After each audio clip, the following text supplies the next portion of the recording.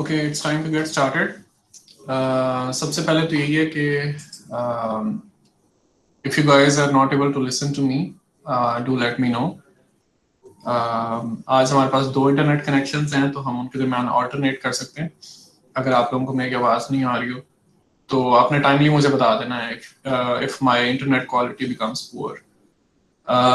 उसके अलावा ये है कि we will wrap up chapter 5 by the end of next lecture inshallah. तो थर्सडे वाले दिन हमारा चैप्टर 5 कंक्लूड हो जाएगा. तो दैट मींस के थर्सडे या फ्राइडे वाले दिन will be posting homework 4 as well, which will be related to the concepts we have learned in chapter 5. कल जो आप लोगों का लैब सेशन है that is also related to the frequency response investigation due to a single zero or a single pole. वो सब कुछ जो हमने प्रीवियस लेक्चर में कवर किया है थर्सडे को, प्रीवियस थर्सडे को. उसके अलावा ये मेरे ख्याल में कि आप लोगों की प्रोजेक्ट प्रपोजल की सबमिशंस जो हैं वो हम लोगों को रिसीव हुई हैं ऑन फ्राइडे मिडनाइट.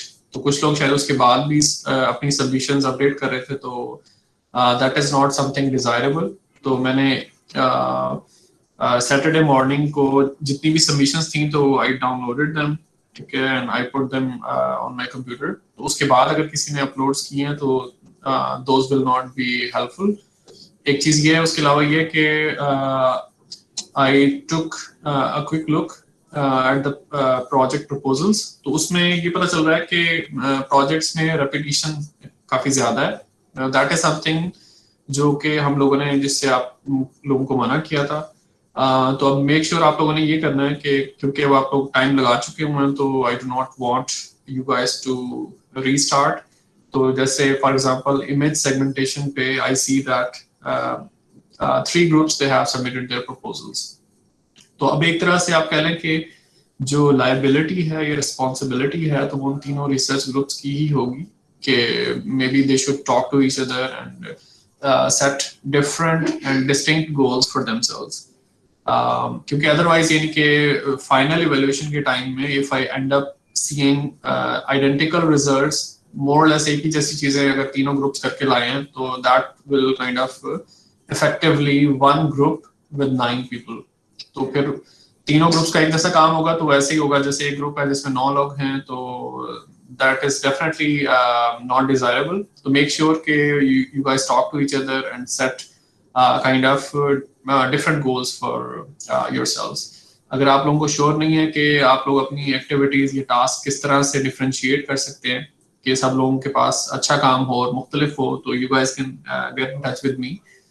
इसी तरह से रेडार्स पे भी मेरे ख्याल में 2 सबमिशंस हैं हमारे पास. तो those guys also need to talk to each other to set different goals for themselves. तो मेक श्योर करें कि जिन लोगों के प्रोजेक्ट टाइटल्स जो हैं दे आर ओवरलैपिंग, तो they should try to kind of distance themselves from each other. तो ये काफी इंपॉर्टेंट है.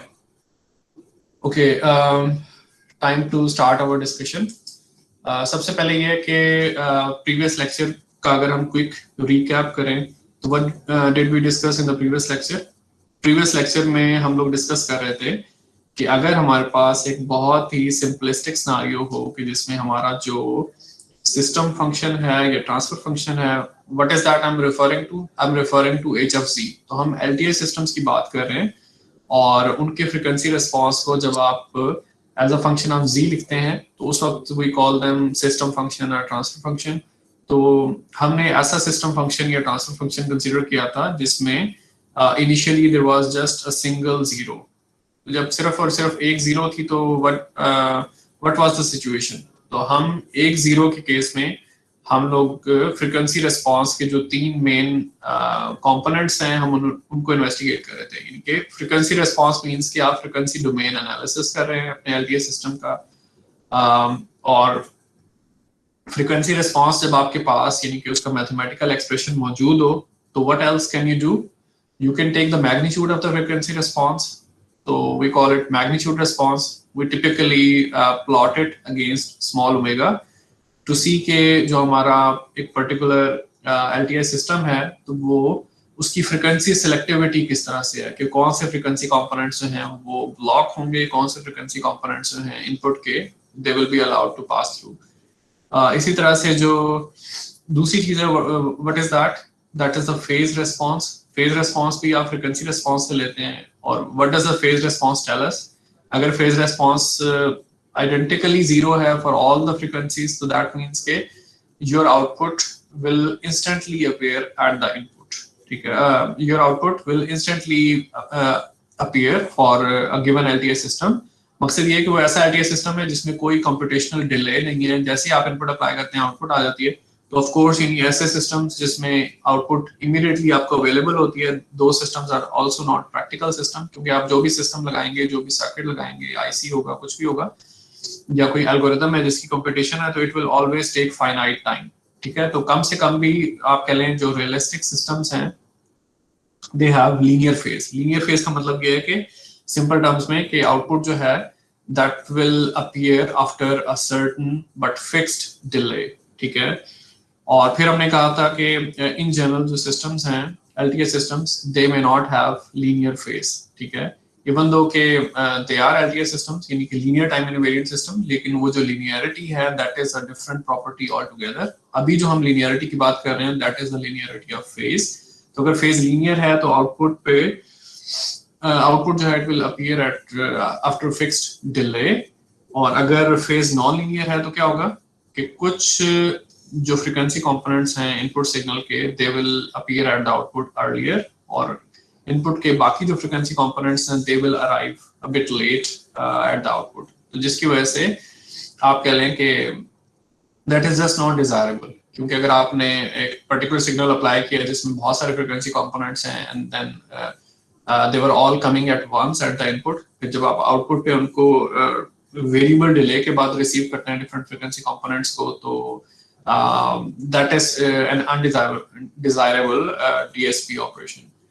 और फिर तीसरी चीज कौन सी है जो आप मैग्नीट्यूड रिस्पांस से लर्न कर सकते हैं? The third thing is the group delay. And what is the definition of group delay? कि आप जो है वो ग्रेडियंट लें आपका जो कंटिन्यूअस फेज फंक्शन है उसका with respect to omega, small omega, और फिर आप उस जो भी आपके पास एक्सप्रेशन आएगा तो you negate its sign as well. ठीक है, तो ग्रुप डिले के बारे में हमने क्या कहा था कि रफली स्पीकिंग, क्वालिटेटिवली स्पीकिंग, कि अगर ग्रुप डिले जो है वो कांस्टेंट है तो दैट मींस कि आपका फेज लीनियर है which is a desirable phenomena. और अगर आपका जो ग्रुप डिले है if that is a variable function with respect to small omega that means कि आपका फेज जो है वो नॉन लीनियर है।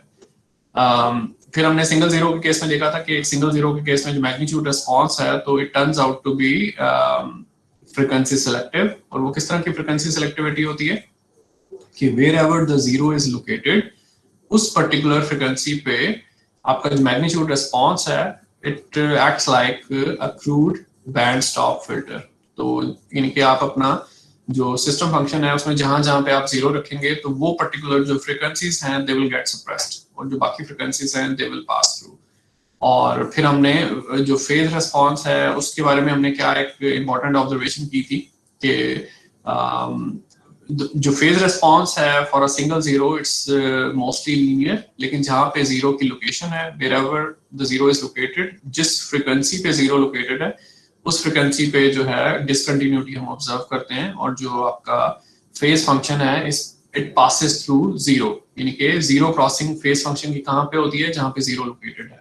ठीक है, तो ये जो डिस्कशन है it is all qualitative discussion. और जैसे हमने पिछले लेक्चर में भी हिंट दिया था कि दैट मींस कि जहां जहां क्वालिटेटिव डिस्कशन हो रही है तो यू कैन इमेजिन के यहाँ से हम लोग आपसे ऑब्जेक्टिव पार्ट जो होगा फाइनल एग्जाम का उसमें क्वेश्चंस वगैरह पूछ सकते हैं।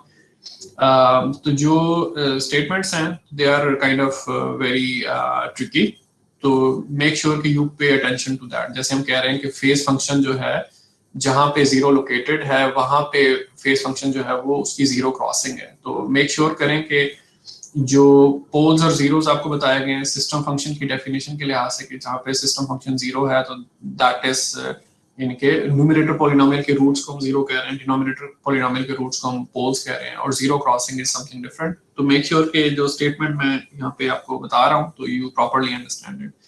और ग्रुप डिले का क्या मामला था, हमने देखा था कि जहां जहां पे जीरो लोकेटेड है तो वहां पे ग्रुप डिले में आपको एक डिप नजर आती है, बाकी सब फ्रीक्वेंसीज पे ग्रुप डिले कांस्टेंट था। तो व्हाट डिड वी कंक्लूड कि जहां जहां पे जीरोस लोकेटेड है तो वो फ्रीक्वेंसी कंपोनेंट जो है they will experience a large group delay. और डिप का मतलब है कि negative group delay. Negative group delay का मतलब है कि आपकी आउटपुट जो है वो इनपुट आने से कई सैंपल्स पहले ही आ जाती है, तो दैट मींस के that is kind of a non causal system. लेकिन अभी हमारी जो डिस्कशन थी वो कॉजैलिटी की तरफ नहीं थी, हम सिर्फ और सिर्फ एक सिंगल जीरो की वजह से जो फ्रीक्वेंसी रिस्पांस पे जो उसके इफेक्ट्स हैं वो हम क्वालिटेटिवली असेस कर रहे थे। और फिर हमने कहा कि what happens if I have a single pole in my HFZ instead of a single zero. तो what did we conclude? हमने कहा था कि जो जो आपके पास कर्व्स हैं और single zero you have to invert those curves, ठीक है। तो जब आप उन कर्व्स को इन्वर्ट करते हैं तो आपके पास क्वालिटेटिव बिहेवियर आ जाता है because of a single pole. What does that mean कि एक सिंगल पोल की वजह से मैग्नीट्यूड रिस्पांस कैसा होगा, तो that will B that means के जो सिंगल पोल है that acts like a crude band pass filter. तो जिस लोकेशन पे जिस फ्रीक्वेंसी पे पोल लोकेटेड है तो वो पर्टिकुलर फ्रीक्वेंसी कंपोनेंट जो है वो एनहांस हो जाएगा और बाकी सारे फ्रीक्वेंसी कंपोनेंट्स जो हैं वो सप्रेस हो जाएंगे। और फेज रिस्पांस और ग्रुप डिले के बारे में भी आप इस तरह की इन्फ्रेंस कर सकते हैं। And then we looked at some plots और सम स्केचेस जिसमें हम सेकंड ऑर्डर सिस्टम्स को डिस्कस कर रहे थे। सेकंड ऑर्डर सिस्टम का मतलब ये है कि ऐसा सिस्टम फंक्शन जिसमें दो पोल्स हैं। और then there are examples in the text book जिसमें थर्ड ऑर्डर सिस्टम डिस्कस हुआ है। दैट मींस के we have a system which has three poles. तो nth ऑर्डर सिस्टम का मतलब ये होगा कि एक सिस्टम जो है उसमें n पोल्स हैं। ओके, तो having said that okay, maybe जो थर्ड ऑर्डर सिस्टम है हम उसको यहाँ से we just spend a few minutes on that example and then we proceed to the next topic which is the agenda today. आज हम लोगों ने दो important LTS systems study करने हैं. One of them is all pass systems, the other one is minimum phase system.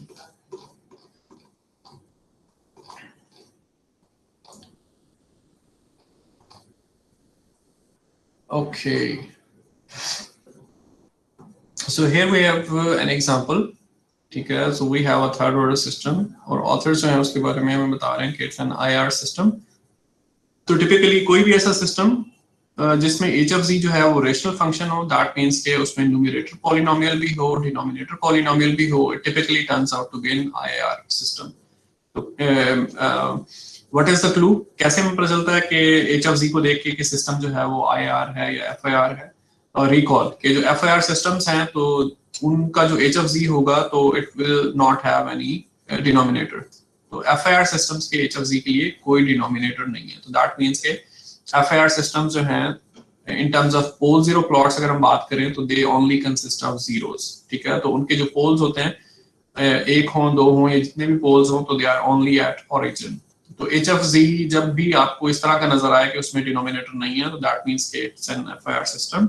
और जब आपको HFZ ऐसा नजर आए कि जिसमें न्यूमरेटर भी है और डिनोमिनेटर भी है तो that is N IR system. तो ये तो हो गया। और अब थर्ड ऑर्डर कैसे है, तो इक्वेशन 577 को अगर आप देखें तो आपको डिनोमिनेटर में दो फैक्टर्स नजर आ रहे हैं। जो पहला फैक्टर है 1 माइनस AZ इनवर्स, तो दैट टेल्स अस कि एक पोल जो है वो 0.68 पे है, 0.683 पे है। और जो दूसरा आपके पास डिनोमिनेटर में जो फैक्टर है that's a second order polynomial, ठीक है, Z इनवर्स में। तो जब आप इसको क्वाड्रेटिक फार्मूला के जरिए आप इसके दो रूट्स कंप्यूट करेंगे तो those will be two remaining poles. तो ओवरऑल आपके पास 3 पोल्स हैं। तो जो 3 पोल्स हैं तो उनका ओके, तो यहाँ पे हमें दो छोटे छोटे से टेबल्स नजर आ रहे हैं। तो उसमें उन्होंने इस पर्टिकुलर सिस्टम के लिए जो जीरोस हैं और जो पोल्स हैं उनकी लोकेशंस हमें बताई हुई हैं। तो फिर जो पोल जीरो स्केच है वो फिगर 517 में उन्होंने किया हुआ है। तो फिगर 517 में आप देखें तो आपको एक पोल जो है वो पॉजिटिव एक्स एक्सिस पे नजर आ रहा है and then there are 2 more poles. उनकी लोकेशंस एग्जैक्टली हमें पता यानी कि याद करने की जरूरत नहीं है, बस हमने ये ऑब्जर्व करना है कि जो पोल्स हैं वो यूनिट सर्कल के अंदर हैं। और दूसरी चीज क्या है कि ये जो दो पोल्स हैं आपके पास तो they are complex conjugate pair. तो ये भी काफी इंपॉर्टेंट चीज है, इट्स वेरी इंपॉर्टेंट कि आप लोग इसको याद रखें, जब भी आपके पास आपके HFZ में कोई पोल मौजूद होगा तो complex pole, that will always have its complex conjugate partner as well. इनके कॉम्प्लेक्स पोल जो है वो कभी भी अकेला नहीं होगा, उसके साथ एक और पोल होगा जो कि कॉम्प्लेक्स कॉन्जुगेट होगा। दैट मीन्स के अगर आपके पास एक पोल जो है वो 45 डिग्रीज के एंगल पे है, जैसे इस वक्त हमें नजर आ रहा है, तो उसका एक अकम्पनिंग पोल यानी कि उसका एक ब्रदर पोल जो है वो -45 डिग्रीज के एंगल पे होना चाहिए एट द सेम रेडियस। ठीक है, तो ये एक सिमेट्री प्रॉपर्टी है। तो कीप दैट इन माइंड के ये आपने हमेशा जो है वो इन्फोर्स करनी है। तो इन शॉर्ट ये है कि हमारे पास ये जो सिस्टम है इसमें it's a third order system, क्योंकि इसमें 3 पोल्स है। IR सिस्टम है क्योंकि न्यूमरेटर भी है डिनोमिनेटर भी है, और इसमें जीरोस भी 3 हैं। तो 3 पोल्स हैं और 3 जीरोस हैं। इसका जो फ्रीक्वेंसी डोमेन स्केचेस हैं वो हमने देखने। इन जनरल क्या होगा कि जो सिंगल पोल और सिंगल जीरो के लिए तो जो इफेक्ट्स थे मैग्नीट्यूड रिस्पांस पे, फेज रिस्पांस पे और ग्रुप डिले पे, तो दोज वर आप कह लें कि क्वाइट क्रिस्प। तो उसमें इनकी कुछ स्टेटमेंट्स थी जो हम आप कह लें कि विद कॉन्फिडेंस हम स्टेट कर सकते थे। लेकिन जब आपके पास पोल्स और जीरोस बढ़ते जाएंगे तो मैग्नीट्यूड रिस्पांस और फेज रिस्पांस को देख के और ग्रुप डिले को देख के आप हर तरह की स्टेटमेंट पास नहीं कर सकते हैं। तो you can only pass few comments by careful inspection. तो यहाँ से आपको ये भी अंदाजा हो रहा है कि अगर हम ये HFZ का एक्सप्रेशन आपको फाइनल एग्जाम में देते हैं तो you guys will not be asked to make these sketches, क्योंकि जो स्केचेस हैं ये मैटलैब या किसी भी कंप्यूटिंग सॉफ्टवेयर के जरिए हो सकते हैं। तो आप इनको बाय हैंड स्केच नहीं कर सकते, या अगर आप मैनुअली वैल्यूज प्लग इन कर रहे हो तो that is also not very helpful. तो you can kind of imagine कि किस तरह की इवैल्यूएशन आप लोगों से हम करवा सकते हैं। वो यही होगा कि either these plots will be given and you guys will be make to you guys will be supposed to make some meaningful inference from these plots, या फिर ये होगा कि MCQs वगैरह के पार्ट में some memorization is needed। ठीक है, जो मिड टर्म से पहले भी हमारा प्रॉमिस था वो ये था कि will be providing the formula sheet to you guys, लेकिन उसमें खैर सिचुएशन अपसाइड डाउन हो गई इन द सेंस के there was no in-person midterm exam, तो जिसकी वजह से there was no way कि हम लोग आप लोगों को फॉर्मूला शीट दें, क्योंकि आप लोगों के you guys were allowed to utilize the textbooks, क्योंकि ओपन बुक एग्जाम था तो फिर फॉर्मूला शीट की जरूरत नहीं पड़ी है। लेकिन अभी भी यही मामला है कि जो इक्वेशंस हैं उसमें मेमोराइजेशन हम एक्सपेक्ट नहीं करते, लेकिन ये जो क्वालिटेटिव स्टेटमेंट्स हैं उसमें कुछ मेमोराइजेशन आप लोगों को करनी होगी for the sake of objective part of the final exam. तो कीप दैट इन माइंड कि you guys should be able to pass the right statement। जैसे अभी जो हम मैग्नीट्यूड रिस्पांस देख रहे हैं for a third order system, तो इसमें आपको क्या चीज नजर आ रही है? इसमें कोई भी और चीज यानी कि there are so many different speculations which you can do, ठीक है, लेकिन मेनली हम किस चीज पे फोकस करेंगे? हम जो है डिप्स को देखेंगे या फिर पीक्स को देखेंगे जब भी मैग्नीट्यूड रिस्पांस की बात करेंगे। तो यहाँ पे मुझे 3 डिप्स जो है वो बड़ी वाज़ेह नजर आ रही हैं। एक डिप जो है वो पाई पे है, और एक डिप जो है वो मुझे π/4 या उससे थोड़ा आगे नजर आ रही है, और एक इस तरह से 2π से π/4 या उससे थोड़ा और आगे चले जाएं लेफ्ट साइड पे तो वहां पे नजर आ रही है। तो डिप किस वजह से आती है? Recall from the previous discussion, हमने कहा था कि जो जीरोस हैं उसकी वजह से मैग्नीट्यूड रिस्पांस में डिप आती है, क्योंकि जीरोस जो हैं वो क्रूड बैंड स्टॉप फिल्टर के तौर पे एक्ट करती हैं। और अगर हमें पीक्स नजर आती हैं तो पीक्स किस वजह से होती हैं? पीक्स जो हैं they are because of the poles, ठीक है, क्योंकि पोल्स जो हैं they act like crude band pass filters. अब ये जो 3 डिप्स हैं इनको हम देख लेते हैं कि क्या हमारे पास पाई लोकेशन जो है वहां पे कोई जीरो है कि नहीं, और क्या हमारे पास लोकेशन ये जो π/4 से थोड़ी आगे की जो वैल्यू है वहां पे कोई जीरो है कि नहीं, एंड सो ऑन। तो let's go and take a look. तो ये जो आपके पास टॉप टेबल है तो उसमें आपके पास ये जहाँ पे मैं अपना माउस होवर कर रहा हूँ तो यहाँ पे आपके पास जीरोस की लोकेशंस हैं। तो वी कैन सी दैट कि हमारे पास एक जीरो जो है वो पाई पे लोकेटेड है, तो दैट मीन्स कि उस जीरो की वजह से जो डिप है वो हमें नजर आ रही है। और फिर उसके बाद क्या है आपके पास कि you have 2 zeros which are just outside the unit circle, और यानी इसमें इस वक्त उनका रेडियस इंपॉर्टेंट नहीं है, उनका जो एंगल है वो इंपॉर्टेंट है। तो रफली 60 डिग्री का एंगल है, तो 60 डिग्री रफली जो है वो π/3 होता है, ठीक है। तो π/4 जो है वो π/2, 0 से 2π ये π/4 कौन सा पॉइंट है, 0 और π/2 के एग्जैक्ट दरमियान में, तो π/3 थोड़ा आगे होगा, तो π/3 पे भी हमें डिप नजर आ रही है, और 2π से जब आप π/3 माइनस करते हैं तो वहां पे भी डिप नजर आ रही है। तो 0 की वजह से जो क्रूड बैंड स्टॉप फिल्टरिंग का फिनोमेना है वो मैग्नीट्यूड रिस्पांस में काफी एविडेंट है। अब अगर हम पोल्स पे जाएं तो एक पोल हमें 0 पे नजर आ रहा है, और जो बाकी पोल्स हैं, ये जहाँ पे मैं माउस ओवर कर रहा हूँ, तो पोल्स जो हैं वो 35 डिग्री के एंगल पे हैं, तो π/4 से थोड़ा पहले है। तो अगर π/4 से थोड़ा लेफ्ट साइड पे जाएं तो यहाँ पे आपको एक रफ सी पीक नजर आ रही है। This peak is not very sharp, लेकिन यहाँ पे डेफिनेटली जो मैग्नीट्यूड रिस्पांस है तो दैट इज क्वाइट हाई, तो दैट मीन्स के ये जो पर्टिकुलर फ्रीक्वेंसीज हैं तो they are not being attenuated, तो ये थोड़ी सी एम्पलीफाई हो रही है, ठीक है। तो आपके पास एक पोल है π/4 से थोड़ा पहले जहाँ पे मैं माउस ओवर कर रहा हूँ, और आपके पास एक और पोल है जो उसका कॉम्प्लेक्स कॉन्जुगेट है 2π माइनस π/4 या इससे भी थोड़ा राइट साइड पे। तो यहाँ पे आपको जो पीक्स हैं वो नजर आ रही है। तो ये जो पीक्स हैं जहाँ पे मैं माउस ओवर कर रहा हूँ, तो those are because of poles, और ये जो 3 डिप्स हैं तो these are because of the zeros. तो मैग्नीट्यूड रिस्पांस में हमने इतना ही जो है वो डिड्यूस करना था, इन्फर करना था, नॉट मोर देन दैट। अब अगर हम फ्रीक्वेंसी रिस्पांस पे आ रहे हैं तो फ्रीक्वेंसी रिस्पांस को देखें कि फ्रीक्वेंसी रिस्पांस के वाई एक्सिस पे यूनिट्स हैं रेडियंस में, एक्स एक्सिस पे रेडियन फ्रीक्वेंसी ओमेगा में, और हमेशा यूजफुल जो रेंज है वो 0 से 2π होती है। तो अब यहाँ पे अब जैसा भी ये प्लॉट है तो इसमें हम क्या चीज जो है वो इन्फर कर सकते हैं। एक तो ये कि हमने डिसकंटिन्यूटीज नोटिस करनी है। एक डिसकंटिन्यूटी मुझे पाई पे नजर आ रही है, और एक डिसकंटिन्यूटी ये जहाँ पे मैं माउस ओवर कर रहा हूँ तो ये रफली वही π/3 वाली लोकेशन है, और इसी तरह से ये 2π माइनस π/3 वाली लोकेशन भी है, ठीक है। I do not know how to यानी कि annotate things in a book, लेकिन वही है कि माउस ओवर करने से होपफुली आप फॉलो कर रहे होंगे। तो ये डिसकंटिन्यूटी जो π/3 पे है, और ये डिसकंटिन्यूटी जो पाई पे है, और ये डिसकंटिन्यूटी जो कि 2π माइनस π/3 पे है।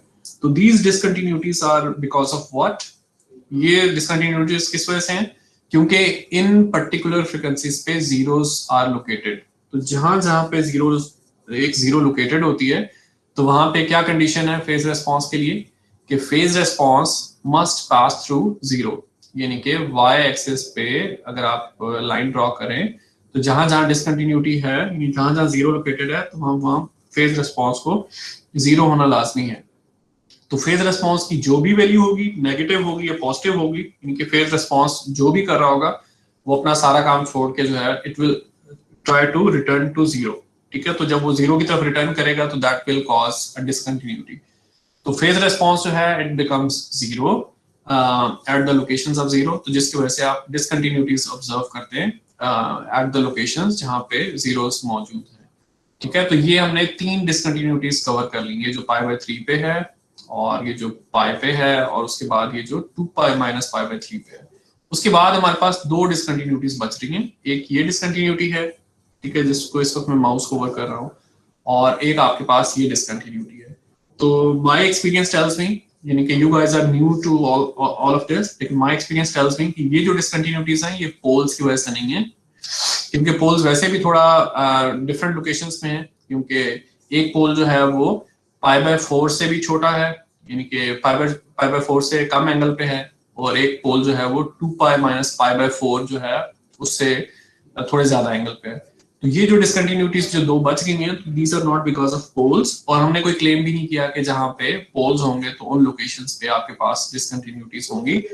तो then why are these discontinuities arising? तो ये डिसकंटिन्यूटीज आ रही हैं बिकॉज ऑफ द फैक्ट कि जो रैप्ट फेज है which you can actually measure from MATLAB or from your calculator, तो वो जो रैप्ट फेज है वो हमेशा कौन सी रेंज में होता है, -π से π की रेंज में होता है। Recall a small discussion which we did in the previous lecture. मेरा ख्याल है कि जो फेज के साथ जो मेरा अपना एक्सपीरियंस रहा है थ्रू माय पीएचडी और थ्रू आउट माय करियर, तो फेज इज ट्रिकी पार्ट। इसमें there are different kind of interpretations which are possible, and there are some kind of misleading thoughts as well. तो make sure करें कि आप जो चीजें हैं उनको you grasp those ideas from the roots, ठीक है, कि आप सही से चीजों को आइडेंटिफाई करें। तो अब ये जो डिसकंटिन्यूटी है जिसको मैं इस वक्त माउस होवर कर रहा हूँ, तो that discontinuity arises because of the limitation of the wrapped phase. मतलब क्या है कि ये जो प्लॉट इस वक्त हम वैसे देख रहे हैं, फेज रिस्पॉन्स का प्लॉट, जो कल आप होपफुली सिंगल पोल और सिंगल जीरो के लिए इस तरह के प्लॉट्स कल आप लैब में बनाएंगे, तो ये जो भी प्लॉट आप लैब में बनाएंगे मैटलैब के जरिए या कैलकुलेटर के जरिए, अगर आप वैल्यूज कंप्यूट करें, तो कैलकुलेटर और मैटलैब या कोई भी computing platform, it always gives you wrapped phase. Wrapped phase का मतलब ये है कि वाई एक्सेस जो है वो कभी भी माइनस पाई और पाई की रेंज से बाहर नहीं जाएगा। तो अब इस प्लॉट को अगर आप दोबारा से देखना शुरू करें, तो ओमेगा इक्वल टू 0 पे आपका फेज 0 था, और उसके बाद फेज डिक्रीज होना शुरू हुआ, डिक्रीज होता गया यहाँ तक कि वो माइनस पाई की जो एब्सोल्यूट लिमिट है वहां पे पहुंच गया, यानी कि -3.14। तो जैसे ही माइनस पाई पे आपका फेज डिक्रीज होता हुआ पहुंचा है, तो ये डिसकंटिन्यूटी की वजह से वो जंप करके प्लस पाई पे चला गया। क्यों? क्योंकि माइनस पाई से नीचे जाना अलाउड नहीं है जब आप रैप्ट फेज प्लॉट कर रहे होते हैं, ठीक है।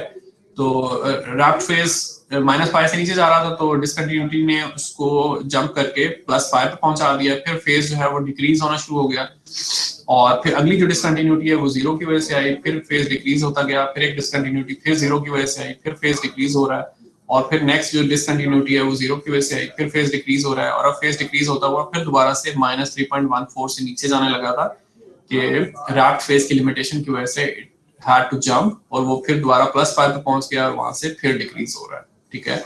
तो यानी ये चीजें हैं जो हम रफली जो है वो एक्सप्लेन करना चाह रहे हैं इस प्लॉट को देख के क्वालिटेटिवली। और ये दरमियान में जो फ्रिक्वेंसीज हैं जहाँ पे आपका फेज जो है वो डिक्रीज हो रहा है, तो ये जो जहाँ पे मैं इस वक्त माउस होवर कर रहा हूँ, तो ये भी एग्जैक्टली स्ट्रेट लाइन नहीं है, इट्स अ बिट कर्वी, लेकिन ऑलमोस्ट स्ट्रेट लाइन की तरह है। मतलब ये कि ये जो पर्टिकुलर फ्रिक्वेंसी कंपोनेंट्स हैं, तो ये नियरली यानी कि ऑलमोस्ट एक जितने डिले के साथ जो है वो आउटपुट पे अपीयर होंगे, बट एग्जैक्ट टाइम पे अपीयर नहीं होंगे, क्योंकि एग्जैक्टली जो है वो ये जो लाइंस हैं ये स्ट्रेट नहीं है, तो थोड़ा सा इसमें कर्व या बैंड जो है वो मौजूद है।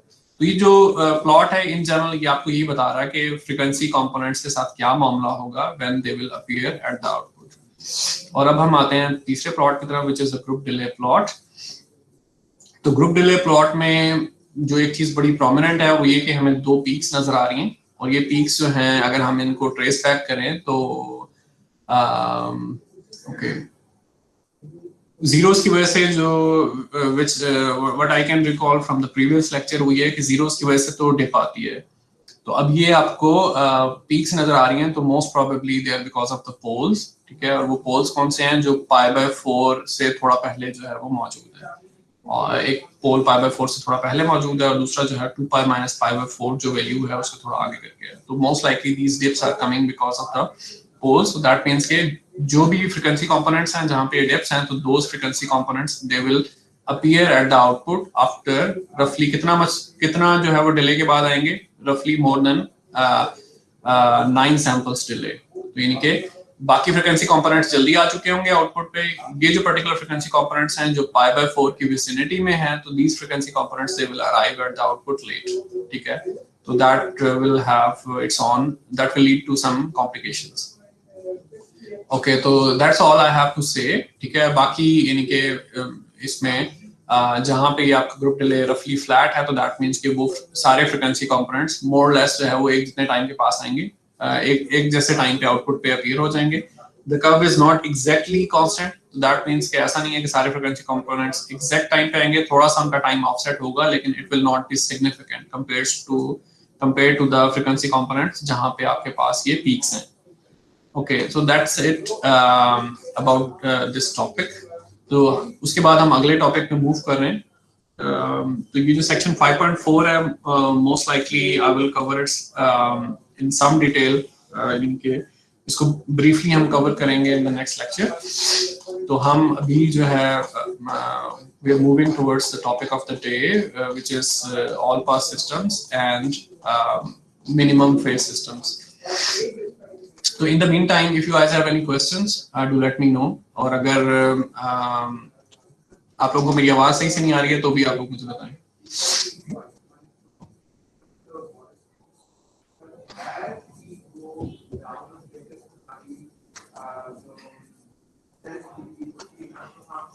So you guys are able to understand each and everything, it seems. तो जो भी चीज हम लोग डिस्कस कर रहे हैं तो आप लोग उसको कॉम्प्रिहेंड कर रहे हैं.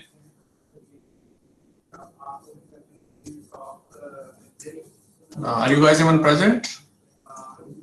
Yes, sir.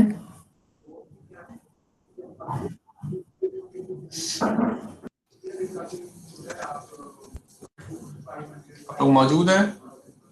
जी सर हैं. Yes, sir. Okay. I see some activity. तो काफी कम लोग हैं.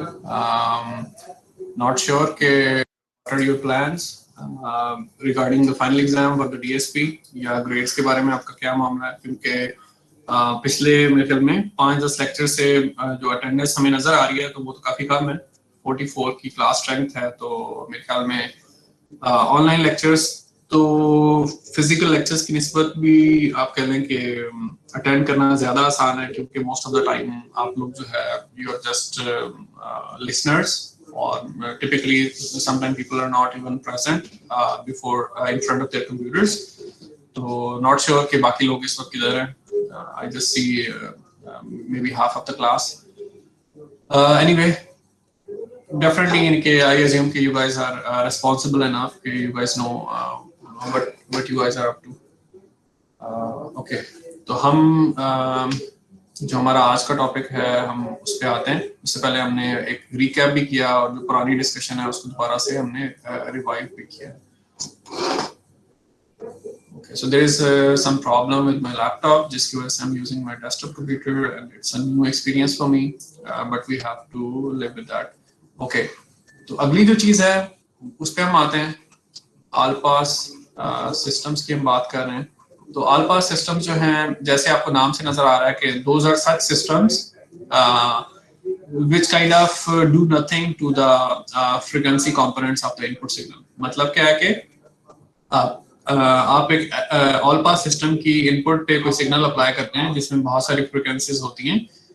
तो आउटपुट पे you get the same signal back, at least in terms of magnitude, के सारे फ्रीक्वेंसी कंपोनेंट्स जो हैं they appear as they were applied at the input with no change. ठीक है, तो that's why we name such systems के all pass, यानी कि एक ऐसा फिल्टर है जो सारे फ्रीक्वेंसी कंपोनेंट्स को जाने देता है. So then of course the naive question arises कि why do we study such systems. तो उसमें अब जो चीज है वो ये होगी कि ऑल पास सिस्टम्स ऐसे सिस्टम्स हैं जिनका मैग्नीट्यूड रिस्पांस जो है वो कांस्टेंट है. दैट मींस के जो फ्रीक्वेंसी सिलेक्टिविटी है in terms of magnitude of the frequency components that is not there. सारे फ्रीक्वेंसी कंपोनेंट्स अनचेंज्ड जो है वो आउटपुट पे आपको मिलते हैं. तो कैच कहाँ पे है वो ये कि ऑल पास सिस्टम जो है उनका फेज रिस्पांस जो है वो आप डिजाइन कर सकते हैं. और कई दफा आपके पास कोई और एलटीएस सिस्टम होगा जिसमें जिसका फेज रिस्पांस ऐसा होगा जो नॉन आइडियल होगा. यानी कि किस तरह का फेज रिस्पांस नॉन आइडियल होगा? एक ऐसा सिस्टम जिसका फेज रिस्पांस रफली जो है वो नॉन लीनियर है. क्योंकि लीनियर फेज हमें पसंद है, उसका मतलब ये है कि आउटपुट बस थोड़े डिले के बाद आती है लेकिन सारे फ्रीक्वेंसी कंपोनेंट्स फिर एक साथ आ जाते हैं. और नॉन लीनियर फेज का मतलब है कि एक तो डिले भी है और दूसरा ये कि डिफरेंट फ्रीक्वेंसी कंपोनेंट्स के लिए डिफरेंट डिले है. ठीक है, तो कई दफा ये होता है कि जब हमारे पास एक एलटीएस सिस्टम है, यूजफुल सिस्टम, फॉर एग्जांपल कि आपने वाकई कोई लो पास फिल्टर डिजाइन किया एफआईआर आईआर, लेकिन उसका जो फेज था it turned out to be non linear. तो उस केस में फिर आपने क्या करना है, आप कोशिश करेंगे कि एक कॉम्पनसेटर बनाएं और उस कॉम्पनसेटर का जो फेज होगा वो कैसा होगा, that will be kind of the inverse of the phase of your original system.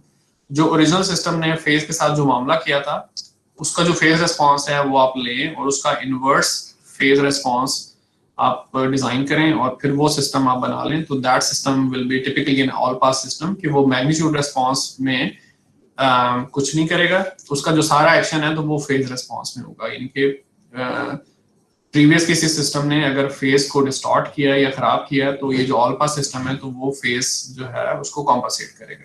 तो that's the motivation for all pass systems. इसके अलावा और मोटिवेशंस भी हैं लेकिन ये एक चीज है जो हम अभी बात कर सकते हैं. तो एक जो ऑल पास सिस्टम है उसका जो फ्रीक्वेंसी रिस्पांस है या सिस्टम फंक्शन है HFZ, और यहाँ पे सबस्क्रिप्ट में आप लिख लें AP के ऑल पास सिस्टम है.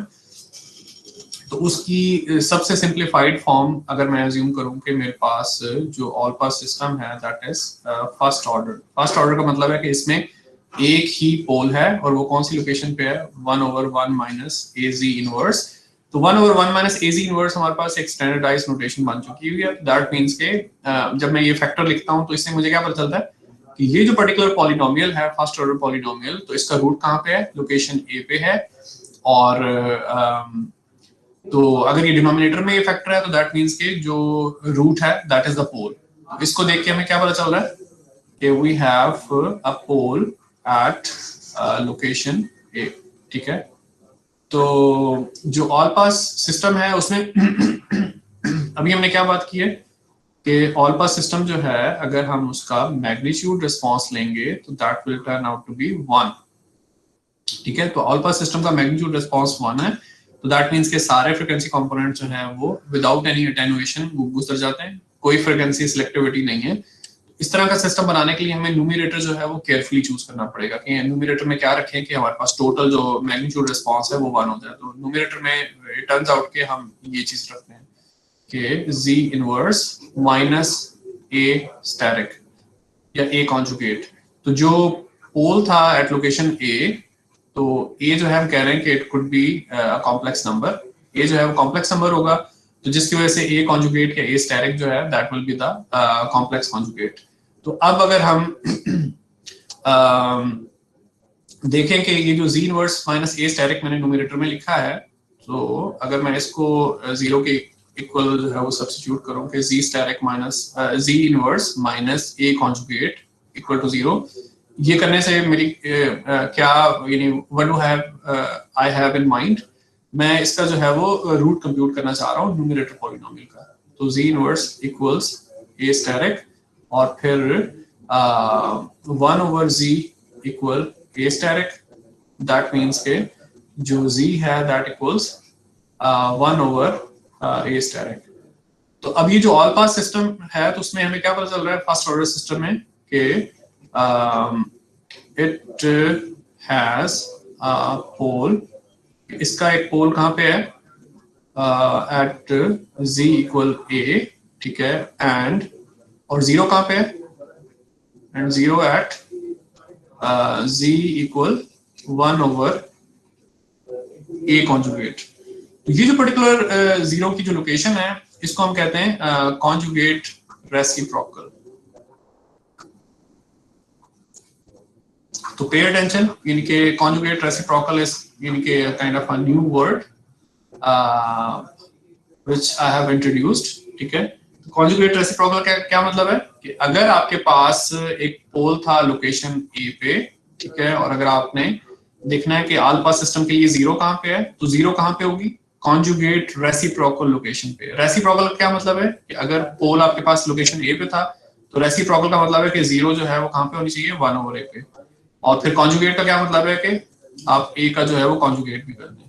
तो this is what we mean by this word conjugate reciprocal. अगर आपका जो पोल है वो लोकेशन a पे है तो रेसिप्रोकल का मतलब है कि 0 जो है कम से कम भी 1/a लोकेशन पे होनी चाहिए और फिर कॉन्जुगेट भी करना है तो 1/a कॉन्जुगेट। ठीक है, तो this is how we proceed. ठीक हो गया। अब अगर आप ये देखें कि ये जो मैग्नीट्यूड रिस्पांस है ये वाकई जो है वो उसका मैग्नीट्यूड 1 है कि नहीं है, तो वो आप लोग देख सकते हैं कि z जो है उसको आप e2 j ओमेगा आप सब्स्टिट्यूट करें तो z e2 j ओमेगा है, z इनवर्स का मतलब e2 माइनस j ओमेगा और माइनस a स्टेरिक है और minus 1/1 minus a e2 minus j omega. और फिर आप थोड़ा सा अलजेब्रा कर सकते हैं, ऊपर न्यूमरेटर में e2 minus j omega common ले लें तो 1 minus a asterisk e2 plus j omega आ जाएगा, मल्टीप्लिकेशन करेंगे तो you will get the same thing back, और डिनोमिनेटर में 1 minus a e2 minus j omega आ जाएगा। ओके, तो अब अगर हम इसको दोबारा से देखें कि h all pass e2 j omega, वो जो हमने अभी जो चीजें हम लिख रहे थे उसमें एक टर्म आपके पास e2 माइनस j ओमेगा आती है जो आप सेपरेट कर लेते हैं, और फिर है 1 minus a asterisk e2 plus j omega और divided by 1 minus a e2 minus j omega.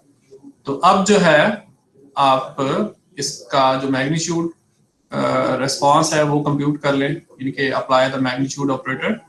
तो जब आप मैग्नीट्यूड लेंगे सारी चीज का, यानी कि राइट हैंड साइड का भी मैग्नीट्यूड ले लें और लेफ्ट हैंड साइड का भी मैग्नीट्यूड ले लें, तो व्हाट विल यू गेट? आप e2 माइनस जे ओमेगा इसका मैग्नीट्यूड अलहदा लिख सकते हैं और बाकी जो चीज है उसका मैग्नीट्यूड आप अलहदा लिख सकते हैं।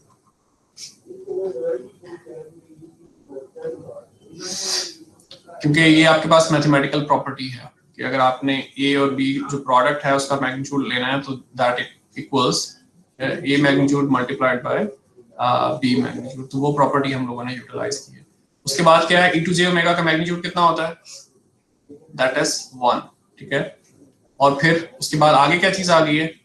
अब आगे आप ये कर लें कि ये जो डिनोमिनेटर है इट्स अ कॉम्प्लेक्स नंबर, ठीक है। इस नंबर को आप कोई भी आप इसको नाम दे दें, आप कहें कि it's a complex number which is m। तो क्लेम में इसके जो न्यूमरेटर है वो क्या चीज है? दैट इज m कॉन्जुगेट, ठीक है। आपने क्या कहा है कि मैं कह रहा हूं कि let m equal 1 minus a e2 minus j omega. तो अगर आप m कॉन्जुगेट यानी कि कॉन्जुगेट ऑपरेशन अप्लाई करेंगे तो 1 माइनस a कॉन्जुगेट हो जाएगा, e2 माइनस j ओमेगा जो है वो e2 प्लस j ओमेगा हो जाएगा विच इज द न्यूमरेटर। तो फिर क्या है कि जो अगली प्रॉपर्टी है वो क्या है कि m का जो मैग्नीट्यूड है that is always equal to m conjugate magnitude, कि कोई भी कॉम्प्लेक्स नंबर है उसका मैग्नीट्यूड लें और उसके कॉम्प्लेक्स कॉन्जुगेट का मैग्नीट्यूड लें तो that turns out to be the same, तो दैट थिंग आल्सो बिकम्स 1। तो ये हमने बस एक छोटी सी डेरिवेशन करके प्रूव किया है कि जो ऑल पास सिस्टम्स हैं उनका मैग्नीट्यूड रिस्पांस जो है वो 1 होता है।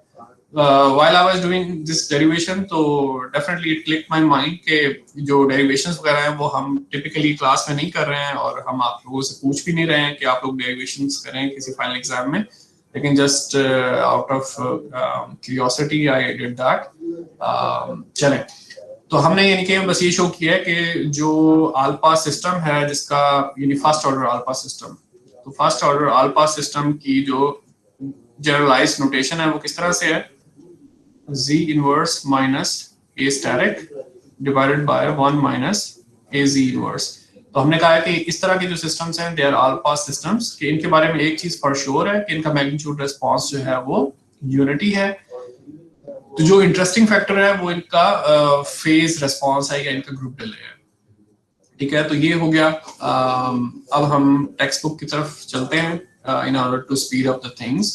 तो ये जो इक्वेशन 590 है तो इसको इनके that represents the generic form of a first order all pass system.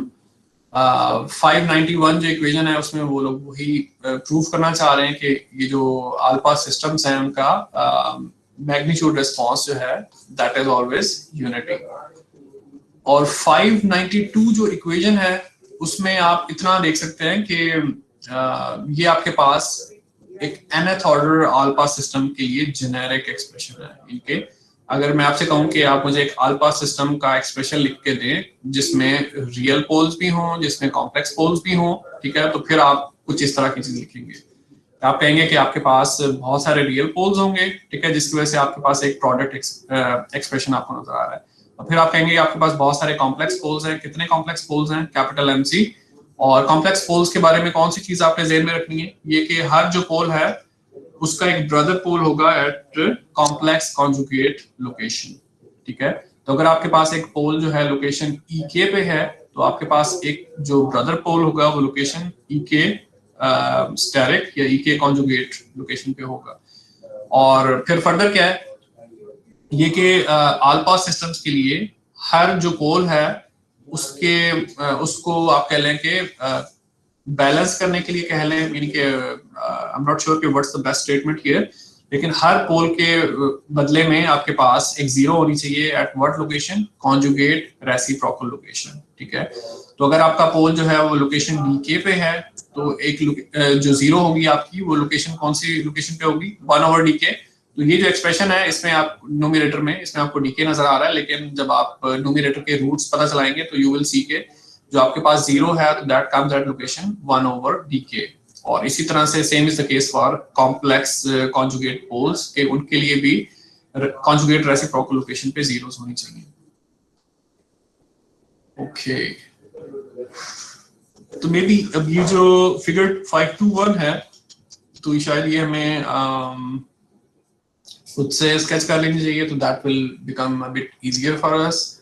Okay, let me see के इसमें क्या वैल्यूज हैं। आपके पास कॉम्प्लेक्स कॉन्जुगेट पेयर है पोल्स का, और 1/2 और -3/4। ओके, चलें ये हम खुद स्केच करके देख लेते हैं यहाँ पे। It would be more beneficial for us. ठीक है, तो हमारे पास यानी कि एक अल्फा सिस्टम हम लोगों ने डिजाइन करना है। ठीक है, और उसमें आप कह लें कि आपको इनकम्प्लीट स्पेक्स दिए हुए हैं। आपको ये बताया गया है कि 1 + 3/4 सी इनवर्स, ये एक आपका पोल है जो आपको गिवन है, और 1 - ½ जी इनवर्स एक और पोल है जो आपको गिवन है, और फिर आपको एक कॉम्प्लेक्स कॉन्जुगेट पेयर जो है वो गिवन है 1 - 0.8 e⁻⁴ π/4 जी इनवर्स। तो ये कॉम्प्लेक्स पोल है, तो इसका जो है इसके साथ जो है एक कॉन्जुगेट कॉम्प्लेक्स कॉन्जुगेट लोकेशन पे एक और पोल होना चाहिए। तो ये हो गया। तो ये आपके पास एक्सप्रेशन है। You guys are supposed to find the numerator. क्या आपने न्यूमरेटर फाइंड करना है for this particular system, so that के ओवरऑल सिस्टम जो है वो ऑल पास बन जाए। तो इस तरह की सारी एक्टिविटीज जो हैं, these are kind of very small sized and crisp activities. तो इस तरह की एक्टिविटीज जो हैं वो आप लोग एक्सपेक्ट कर सकते हैं in your exams, homeworks. Okay, तो जी प्लेन में अगर हम ये पोल्स वगैरह प्लॉट करें तो जो सबसे पहला पोल है वो कौन सी लोकेशन पे है? -3/4। ठीक है, 3/4 का मतलब ये है कि 0.75 रफली, इनके -0.75। तो ये -3/4 लोकेशन पे पोल है, और फिर आपके पास एक पोल जो है वो लोकेशन कहाँ पे है? हाफ पे है। और फिर आपके पास दो पोल्स हैं जो कि कॉम्प्लेक्स कॉन्जुगेट पेयर हैं, π/4 के एंगल पे यहाँ पे, और -π/4 के एंगल पे यहाँ पे। तो एक पोल आपके पास यहाँ पे है, एक यहाँ पे है। तो ये अब आपके पास पोल्स का प्लॉट आपने बना लिया जी प्लेन में। तो अल्फा सिस्टम के लिए क्या क्या सिचुएशन थी अभी जो थोड़ी देर पहले मैंने बात की है, तो recall that. Okay, so let me write it again.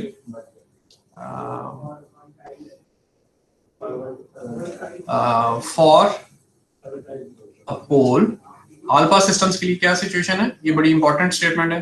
For a pole at location, कौन सी लोकेशन पे? ए।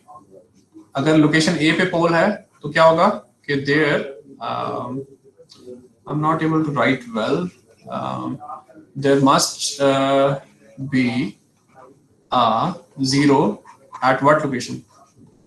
At location 1/a conjugate। ठीक है, तो ये आपके पास रूल ऑफ थंब है। ठीक है, तो अब इसको आप अप्लाई करें और आपके पास जो है वो न्यूमरेटर जो फैक्टर्स हैं वो आना शुरू हो जाएंगे। तो सबसे पहला आपका पोल कहाँ पे है? -3/4। तो सबसे पहले आपके पास जो a है दैट इज -3/4। ठीक है, तो फॉर पोल एट 3/4, तो 0 कहां पे होगी? 0 इज एट 1/a स्टेरिक। ये तो रियल वैल्यू है, तो इसमें कॉन्जुगेशन नहीं है, लेकिन सिंपली इनवर्स हो जाएगा। ठीक है, तो क्या हो जाएगा? -4/3। ठीक है, तो -4/3 इज बिगर देन -1, तो आपके पास एक 0 रफली यहाँ पे आ जाएगी जो कि है -4/3। तब आपके पास न्यूमरेटर में पहला फैक्टर जो है वो आ गया। ठीक है, तो उसको आप कैसे लिख सकते हैं? यानी इसको आप इधर तो आप इस तरह से लिख सकते हैं कि 1 - a z, यानी 1/1 - a z इनवर्स आपके पास स्टैंडर्ड फॉर्म है, तो उसमें अगर आप लिखेंगे तो 1 + 4/3 z इनवर्स में आप लिखेंगे। लेकिन जैसे अल्फा सिस्टम्स के लिए हम दूसरी नोटेशंस प्रेफर कर रहे हैं जो टेक्स्ट बुक में गिवन है कि z इनवर्स माइनस जो है वो आप a स्टेरिक जो है वो आप लिखें, तो फिर हम उस नोटेशन में हम लिखना चाहेंगे कि z inverse minus a asterisk. तो जो पहला आपके पास फैक्टर आ जाएगा तो वो z इनवर्स माइनस, और वो ऑलरेडी माइनस में है तो वो प्लस हो जाएगा, और प्लस 3/4। तो ये पहला फैक्टर है। तो अब अगर आप इसको वेरीफाई करना चाहें कि वाकई वही चीज है जो हमने अभी निकाली है, तो z इनवर्स प्लस 3/4 इक्वल 0 करें, तो z इनवर्स जो है इक्वल्स माइनस 3/4। तो फिर z जो होगा that will be equal to -4/3। तो ये वही लोकेशन है जो 0 की होनी चाहिए, यानी कॉन्जुगेट रेसिप्रोकल लोकेशन। ठीक है, इसी तरह से फिर आप जो है वो दूसरा पोल देख लें जो 1/2 पे है। तो ये अगर a जो है 1/2 है तो कॉन्जुगेट रेसिप्रोकल के मुताबिक 0 कहाँ पे आएगी? 0 आएगी आपके पास लोकेशन 2 पे। ठीक है, तो एक नया फैक्टर आपके पास आ जाएगा z इनवर्स माइनस हाफ। इसके जब आप रूट्स पता चलाएंगे तो वो z इनवर्स इक्वल टू 2 पे हो जाएंगे। ओके, और फिर अब आपके पास क्या है कि दो आपके पास कॉम्प्लेक्स पोल्स हैं वो रह गए। तो कॉम्प्लेक्स पोल्स के लिए क्या करेंगे? ये जो पोल है आपके पास 0.8 π/4 एंगल पे, यानी एंगल π/4 है और जो रेडियस है वो 0.8 है। तो इसके लिए आप क्या करेंगे? Conjugate reciprocal. ठीक है, तो रेसिप्रोकल जब करेंगे तो 1/0.8, तो 1/0.8 will be a value that is bigger than 1, और π/4 जो है उसकी कॉन्जुगेशन करेंगे तो -π/4। यानी ये जो पोल है जिसको इस वक्त मैं मार्क कर रहा हूँ, तो इसके कॉरेस्पॉन्डिंग जो 0 है वो रफली यहाँ पे बनेगी। ठीक है, यानी -π/4 के एंगल पे, यानी कि इसी चीज को अगर आप स्ट्रेच करके लेके आए, और रेडियस जो है उसका 1 से ज्यादा है। और इसी तरह से ये जो पोल है जिसको इस वक्त मैं हाईलाइट कर रहा हूँ, इसकी वजह से जो 0 आपके पास आएगी कॉन्जुगेट रेसिप्रोकल लोकेशन पे, तो वो रफली यहाँ पे आएगी। रेडियस 1 से ज्यादा है लेकिन एंगल उसका π/4 है। तो उसकी वजह से फिर अब आपके पास दो मजीद जो है वो वैल्यूज आ जाएंगी, z inverse minus 0.8 e2j minus j π/4। ये एक आपके पास फैक्टर आ जाएगा, और इसी तरह से एक मजीद आपके पास फैक्टर आ जाएगा। तो z इनवर्स माइनस 0.8 e2j π/4। ठीक है, तो this is what we saw in the text book. ठीक है, let's go to the text book again. तो ये जो स्केच यहाँ पे गिवन है, तो इसमें it's a fourth order system, और in order to make this system an all pass system, तो हमने जो 4 जीरोस हैं हमने उनको केयरफुली प्लेस किया है एट व्हाट लोकेशंस? कौन सी लोकेशंस पे प्लेस किया है? जो कॉन्जुगेट रेसिप्रोकल लोकेशंस हैं। तो ये जो सेंटेंस है जहां पे मैं इस वक्त माउस ओवर कर रहा हूँ, तो it says exactly this statement कि each pole of H all pass B is paired with a conjugate reciprocal 0। ठीक है,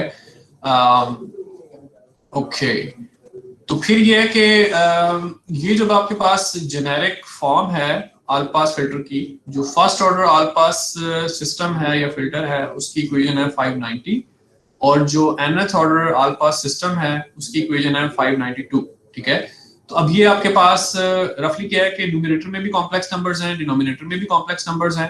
ठीक है, तो लेकिन आप अलजेब्रा कर सकते हैं टू कंप्यूट द फेज। ठीक है, जस्ट मैग्नीट्यूड रिस्पांस आपने देख लिया कि यूनिटी है, लेकिन फेज रिस्पांस आपको इतनी इजीली पता नहीं चलेगा, तो फेज आप कंप्यूट करेंगे टेंजेंट इनवर्स ऑफ y/x।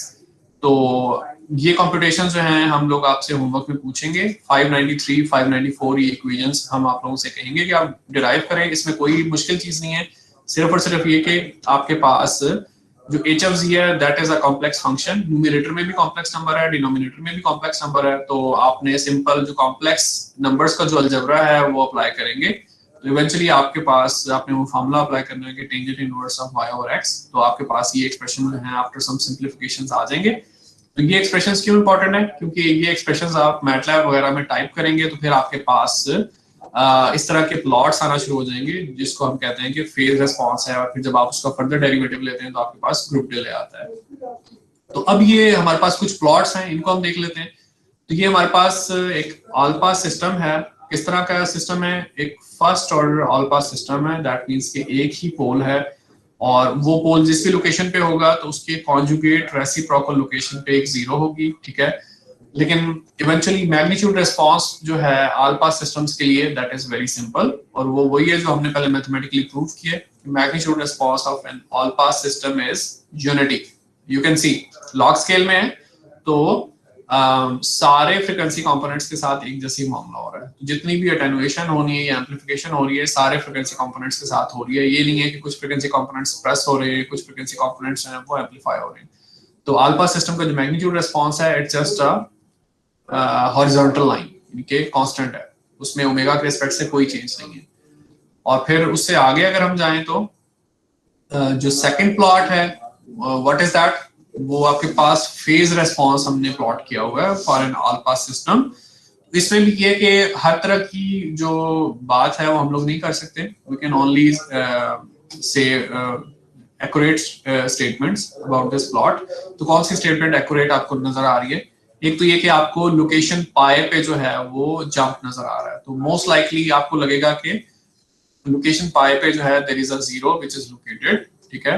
तो लेट मी सी, ये जो एग्जांपल है डेफिनेटली इसमें जो अल्फा सिस्टम आपको गिवन है, ये अगर हम यहाँ पे देखें तो आपके पास पोल है एंगल 0 पे, ठीक है, और दूसरे वाले केस में आपके पास पोल है एंगल पाई पे। तो श्योर आपके पास जो है वो जब कॉन्जुगेट रेसिप्रोकल की बात करेंगे तो आपके पास जो है वो 0 होगी इस लोकेशन पे। तो जहाँ पे डिसकंटिन्यूटी है वहां पे एक 0 मौजूद है। अपार्ट फ्रॉम दैट यानी कि जो कर्व है वो नियरली स्ट्रेट लाइन है कुछ इंटरवल पे, दैट मींस कि वो फ्रीक्वेंसी कंपोनेंट्स जो हैं वो they will come eight the output instantly. और इसी तरह से जो ग्रुप डिले है उसमें आपको पीक्स नजर आ रही हैं। तो जहां जहां आपके पास पीक्स हैं तो मोस्ट लाइकली वहां पे पोल्स जो हैं वो मौजूद हैं। जहां पे पोल्स मौजूद हैं तो वहां पे आपके पास पीक्स हैं, बाकी जगहों पे ग्रुप डिले इज रफली कांस्टेंट। तो बाकी जो डिस्कशन है that is the same as before.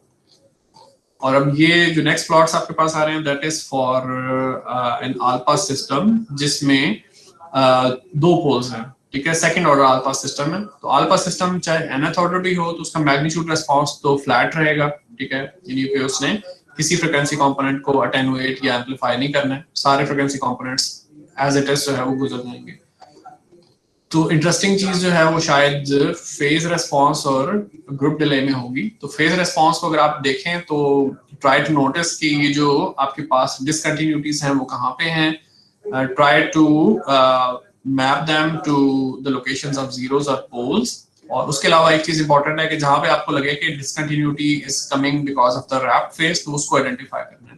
तो यहाँ पे जो मुझे लग रहा है वो यही है कि मोस्ट लाइकली ये जो डिसकंटिन्यूटी है वो जीरो की वजह से नहीं है बल्कि रैप्ट फेज की वजह से है, क्योंकि आपका फेज डिक्रीज हो रहा था और जैसे ही आपका फेज -3.14 यानी -पाई तक पहुंचा तो -पाई से नीचे नहीं जा सकते थे तो it jump back to the other extreme, यानी कि वो पाई पे चला गया और वहां से फिर डिक्रीज होना शुरू हो गया। और जब काफी देर के बाद जब आपका फेज डिक्रीज हो गया फिर दोबारा -पाई पे पहुंचा है तो -पाई से नीचे नहीं जा सकते थे तो इट जंप्ड अपवर्ड अगेन पाई पे और पाई के बाद वो फिर से डिक्रीज होना शुरू हो गया। तो ये discontinuities most likely they are coming from the wrapped phase. तो जीरो की लोकेशन की वजह से नहीं आ रही है क्योंकि जीरो वैसे भी आपकी पाई या जीरो पे लोकेटेड है, तो वहां पे ऑलरेडी आपका जो फेज फंक्शन है उसकी जीरो क्रॉसिंग जो है वो नजर आ रही है।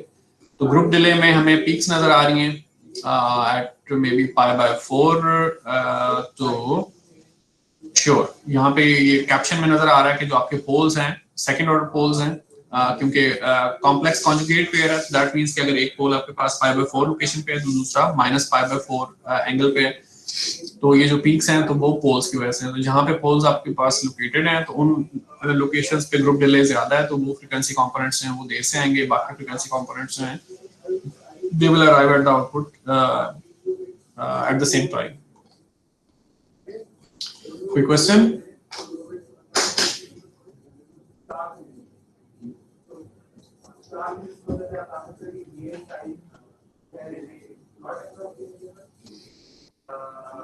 तो यहाँ पे मजीद एक क्वालिटेटिव क्लेम है, यानी कि it's not really qualitative. Authors जो हैं उन्होंने इसको मैथमेटिकली प्रूव किया लेकिन क्योंकि हम प्रूव में नहीं जाएंगे तो हमारे लिए वो क्वालिटेटिव रहेगा। तो व्हाट इज दैट क्लेम? वो ये है कि जो ऑल पास सिस्टम्स हैं उनका जो ग्रुप डिले है तो दैट इज ऑलवेज पॉजिटिव, तो वो नेगेटिव नहीं होगा। तो ये चीज यहाँ पे लिखी हुई है जो मैं यहाँ पे पॉइंट आउट कर रहा हूँ कि ग्रुप डिले जो है ऑल पास सिस्टम्स के लिए चाहे उनका कोई भी ऑर्डर हो तो दैट इज ऑलवेज पॉजिटिव। तो एक चीज और वो कह रहे हैं कि जो कंटिन्यूअस फेज है तो that is always non positive, ठीक है। तो that might be something difficult for you guys to understand क्योंकि जो प्लॉटिंग अभी हम देख रहे हैं तो that plotting is not for the continuous phase. जो प्लॉटिंग हम करते हैं मैटलैब वगैरह में या जो बुक में भी जो स्केचिंग हुई हुई है तो वो कंटिन्यूअस फेज उन्होंने प्लॉट नहीं किया हुआ है बल्कि रैप्ड फेज प्लॉट किया हुआ है। तो रैप्ड फेज वो है जो -π से π के दरमियान जो है वो वेरी होता रहता है। -π से नीचे नहीं जा सकता है, π से ऊपर नहीं जा सकता है। ओके राइट एंड देन यहाँ पे क्या है, frequency response of an alpha system with pole. अच्छा तो अब ये जो फ्रीक्वेंसी रिस्पांस के जो प्लॉट्स हैं ये उस सिस्टम के लिए हैं जिसको हमने अभी एग्जांपल में सॉल्व किया। तो ये जो एग्जांपल हमने अभी सॉल्व की थी जिसमें 4 पोल्स हैं वो गिवन थे and we were supposed to determine the locations of the zeros so that the overall system becomes an alpha system. तो इस पर्टिकुलर सिस्टम के लिए ये जो फेज रिस्पांस का प्लॉट है ये गिवन है। तो अल्फा सिस्टम है तो मैग्नीट्यूड रिस्पांस है इट ऑलवेज रिमेन्स कांस्टेंट और यूनिटी। तो कोई फ्रीक्वेंसी कंपोनेंट जो है वो अटेन्युएट या एम्पलीफाई नहीं होता है। तो जो इंटरेस्टिंग जो आपके पास फिनोमेना है वो फेज रिस्पांस में ग्रुप डिले में नजर आता है। तो फेज रिस्पांस में कौन सी चीज देखने वाली है, you can notice the discontinuities. तो आपको डिसकंटिन्यूटीज काफी सारी नजर आ रही है। यहाँ पे एक डिसकंटिन्यूटी है जहाँ पे मैं माउस को वर्क कर रहा हूँ, एक मजीद है, उससे आगे भी है, उससे आगे भी है। तो देखने से ये पता चल रहा है कि मोस्ट लाइकली ये जो डिसकंटिन्यूटीज हैं तो ये जो रैप्ड फेज की जो कंस्ट्रेंट है उसकी वजह से आ रही है कि आपका फेज डिक्रीज होता होता -π तक पहुंच जाता है जिसकी वजह से it needs to jump back upwards. ठीक है, π पे उसको जंप करना पड़ता है क्योंकि -π से नीचे नहीं जा सकते। फिर वो π से डिक्रीज होकर -π तक आता है, फिर उसको जंप होके ऊपर जाना पड़ता है एंड सो ऑन। और जो ग्रुप डिले का जो प्लॉट है उसमें 3 पीक्स आपको नजर आ रही हैं। तो मोस्ट लाइकली ये जो पीक्स हैं आपके पास they will be coming from the poles. ठीक है, तो इसको आप लोग जो है वो वेरीफाई कर सकते हैं while at home। ठीक है, okay that brings me to the next topic और वो क्या चीज है, मिनिमम फेज सिस्टम्स। ओके तो if you guys have any questions, do let me know. Questions हैं तो बताएं।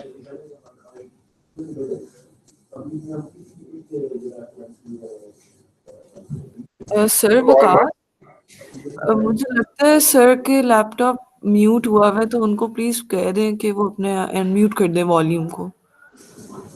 It's very difficult to bring this cursor to the right location. तो अब हम मिनिमम फेज सिस्टम्स की बात कर रहे हैं। तो डेफिनेशन तो इसकी काफी सिंपल है और आप लोग जो है वो पहले थोड़ा सा इसको सुन चुके हुए हैं, लेकिन अब हम उसको एक्सप्लिसिटली कहेंगे। HFZ इज मिनिमम फेज कब, if all of its poles, अगर इसके सारे poles और सारे zeros, all zeros lie inside unit circle। तो अगर किसी सिस्टम के सारे पोल्स और सारे जो जीरोस हैं वो यूनिट सर्कल के अंदर लाई कर रहे हैं तो फिर वो आपका जो सिस्टम है दैट इज मिनिमम फेज।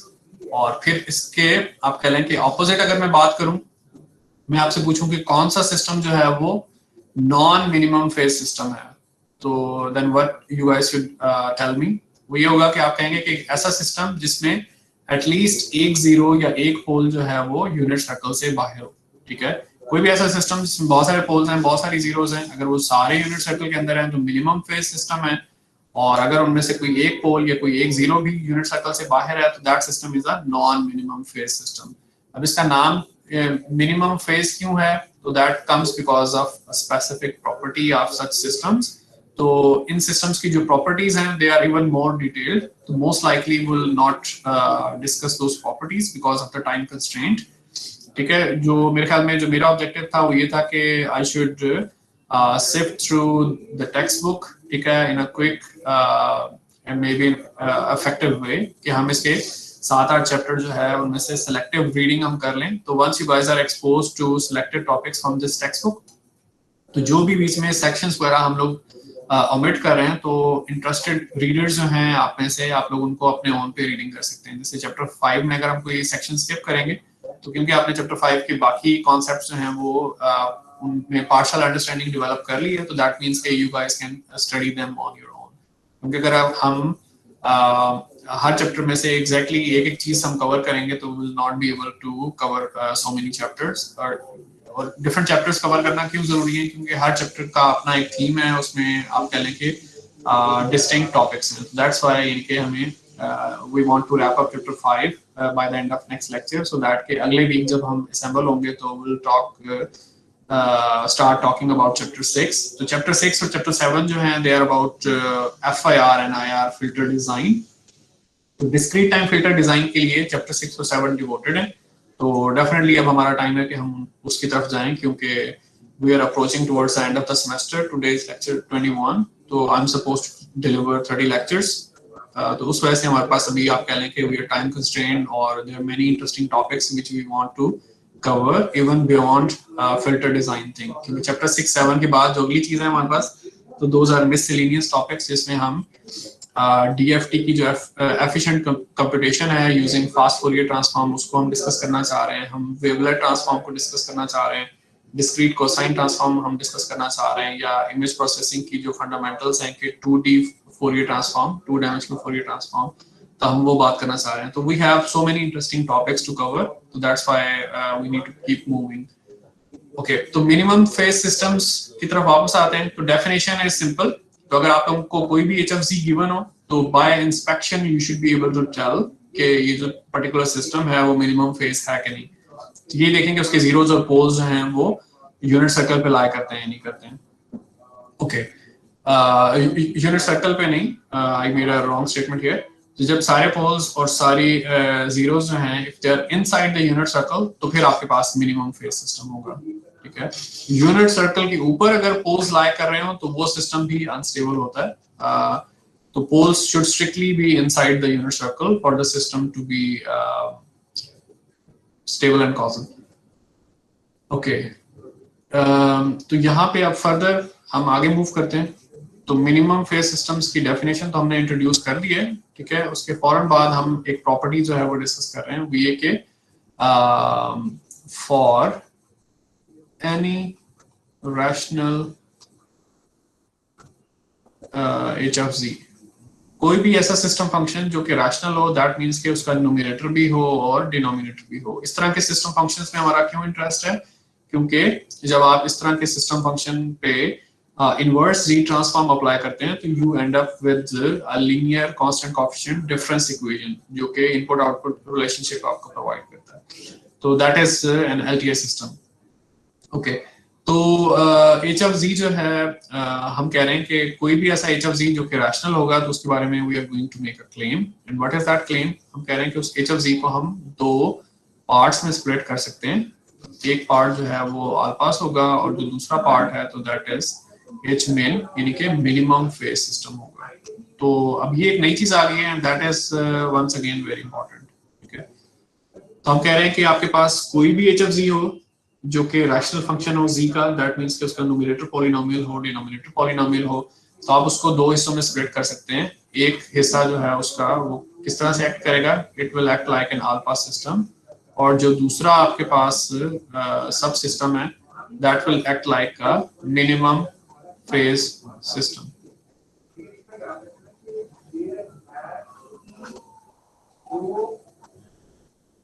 तो ये चीज है। तो कोई भी HFZ है जो कि रैशनल है उसको आप दो सब सिस्टम्स में स्प्रेड कर सकते हैं, ठीक है। एक सब सिस्टम जो है वो अल्फास है और दूसरा जो है वो मिनिमम फेज सिस्टम है। तो दैट्स द क्लेम, और अब हम उसको लेके जो है वो आगे चलते हैं।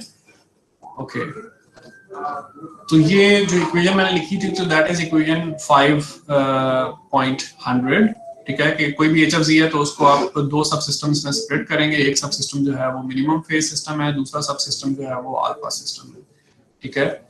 और आगे उसकी जो है वो थोड़ी सी यूजफुल डिस्कशन है। तो I think we can just jump to the example, ठीक है, to illustrate this concept further, ठीक है। तो दो आपके पास सिस्टम फंक्शंस गिवन है और हमसे ये कहा जा रहा है कि हम इसकी जो है minimum phase all pass decomposition जो है वो हम लोग करें। तो मे बी यानी कि इसको हम लिख के देख लेते हैं 1 + 3 z inverse 1 + half z inverse. तो इसको हम देख लेते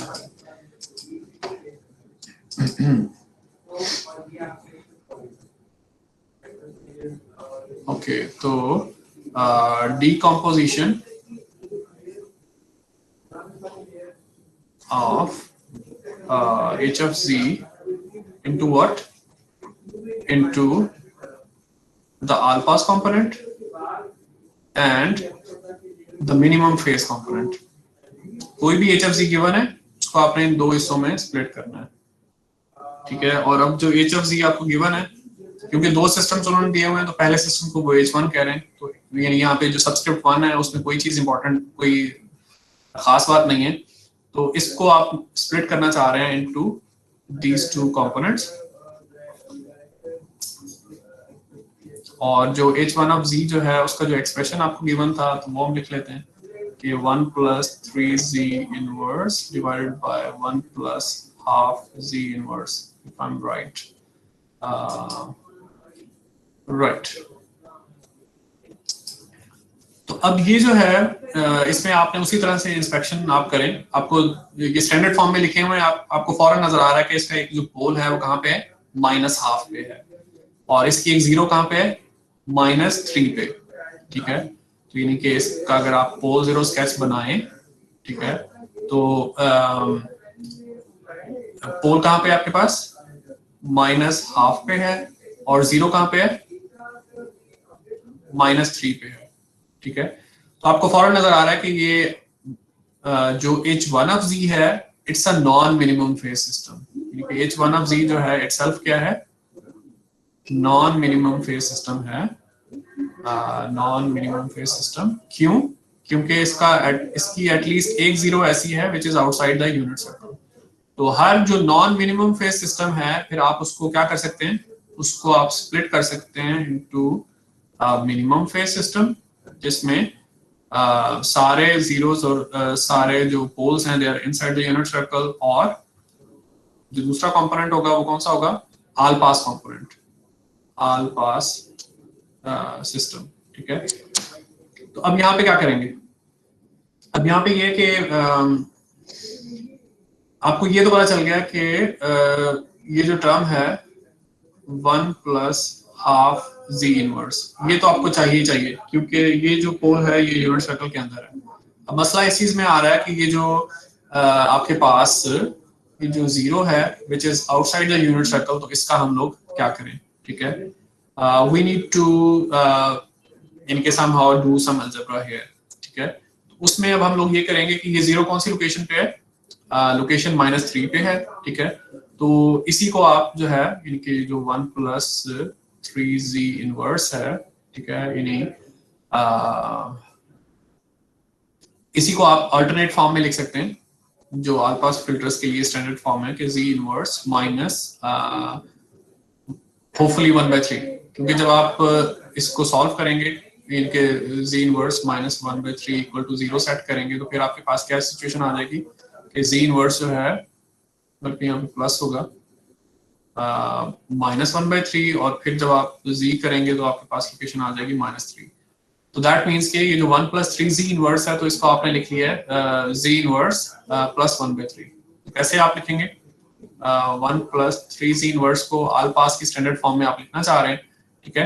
तो यहाँ पे आप क्या करें कि आप 3 कॉमन लें, तो 1/3 + z इनवर्स, ये चीज आ जाएगी। इसी को अब आपने रीअरेंज करके लिख दिया 3 और z इनवर्स +1/3, ठीक है। तो ये हो गया। तो अब ऑल पास सिस्टम की जो स्टैंडर्ड डेफिनेशन है first order all pass system की, वो क्या है, z inverse -a static divided by क्या था,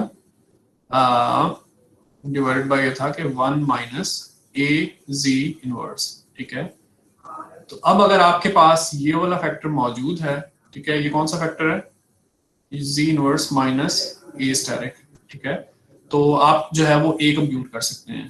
तो दैट मीन्स के अगर आपने अल्फा सिस्टम का डिनोमिनेटर बनाना है तो वो क्या होगा, अल्फा सिस्टम का न्यूमरेटर आपके पास है z इनवर्स प्लस 1/3, तो इसका डिनोमिनेटर क्या होगा 1 माइनस a क्या है आपके पास, a स्टैटिक जो था वो -1/3 था, तो a जो है वो आपके पास होगा पीसी, ओके, तो a आपके पास होगा 1/3 पे, ठीक है, z इनवर्स। तो इसको आप जो है वो देख भी सकते हैं कि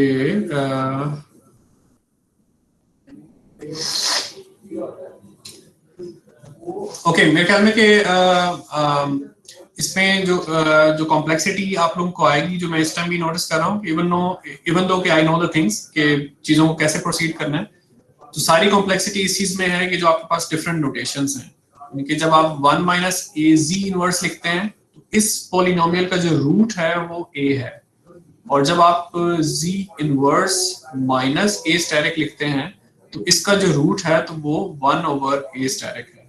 तो ये चीज इंपॉर्टेंट है, इसी में मिस्टेक हो सकती है, तो मेक श्योर करें कि जो अल्फा सिस्टम के लिए जो स्टैंडर्ड फॉर्म है उसको आप फॉलो करें। तो अभी जो चीज मैंने यहाँ पे डिनोमिनेटर में लिखी है तो that is correct, you can verify it कि ये जो भी चीज है, ठीक है, तो ये लिखे माई a इज 1/3, ठीक है, और जो मेरी जीरो होगी तो वो कहाँ पे होनी चाहिए 1/a स्टैटिक, यानी कि कॉन्जुगेट रेसिप्रोकल लोकेशन पे, तो वो जो जीरो है तो वो होगी आपके पास -3 पे, ठीक है। तो थिंग्स आर जस्ट राइट, ठीक है, लेकिन वही है कि इसमें जो आपको एहतियात करनी है वो नोटेशन को फॉलो करते हुए करनी है। तो ये अल्फा सिस्टम का न्यूमरेटर हमारे पास गिवन था, तो अल्फा सिस्टम का डिनोमिनेटर मुझे ये चाहिए था। अब जिस चीज को मैं सर्कल कर रहा हूँ ये वो चीज है जो मुझे चाहिए थी। तो आपको अगर ये चीज चाहिए तो अगर आपने इसको डिवाइड किया तो you need to multiply this as well, ठीक है, यानी खाली आप एक जो डिजायरेबल फैक्टर है उससे डिवाइड नहीं कर सकते, you have to multiply with this as well. और एक चीज आपके पास ऑलरेडी पहले से मौजूद थी which was this particular component, ठीक है। अब आपके पास चीजें जो है वो सिंपल हो गई। ये जो पहली जो चीज है जिसको मैं बॉक्स करने जा रहा हूं, तो that is my minimum phase system, और ये जो दूसरी चीज है जिसको मैं इस वक्त यहाँ पे बॉक्स कर रहा हूं, तो that is my all pass system. तो मैंने जो मेरा HFZ मुझे गिवन था तो मैंने उसको दो हिस्सों में डिकम्पोज कर लिया है। एक उसका मिनिमम फेज कंपोनेंट है जिसमें यहाँ पे देखें तो एक पोल है कौन सी लोकेशन पे, लोकेशन -12, ठीक है, और एक जीरो है कौन सी लोकेशन पे, लोकेशन -1/3। तो जीरो और पोल दोनों जो हैं they are inside the unit circle. और अल्फा सिस्टम के लिए क्या रिक्वायरमेंट है कि जहां पे आपका पोल लोकेटेड है तो उसके कॉन्जुगेट रेसिप्रोकल लोकेशन पे जीरो होनी चाहिए। दोनों सिस्टम अपने ओन पे दे आर डूइंग गुड, ठीक है, और दैट मींस के यहाँ पे एक फैक्टर था 3 का जो मैंने मिस किया है वो मैं यहाँ पे लिख रहा हूँ। तो दोनों सिस्टम जो है वो अपने ओन पे they are satisfying the properties of minimum phase systems and all pass phase systems respectively, और उनका जो प्रोडक्ट है तो that is exactly the decomposition of H1 of Z। तो लेट मी नो कि if you guys did not understand it for some reason तो मुझे बताएं।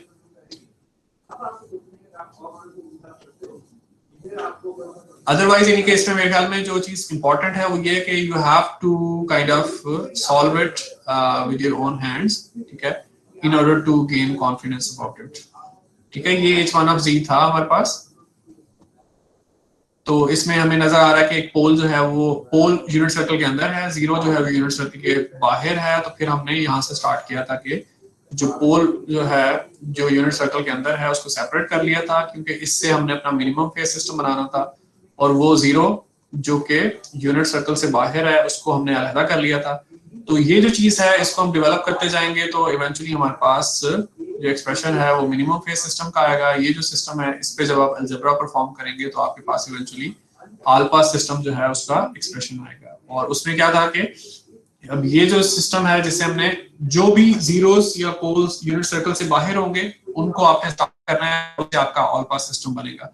तो ऑल पास सिस्टम जब आपने बनाना है तो आपने स्टैंडर्ड फॉर्म से कंपेयर करना है। What is the standard form? कि न्यूमरेटर में z inverse minus a asterisk हो और डिनोमिनेटर में 1 माइनस a z इनवर्स हो।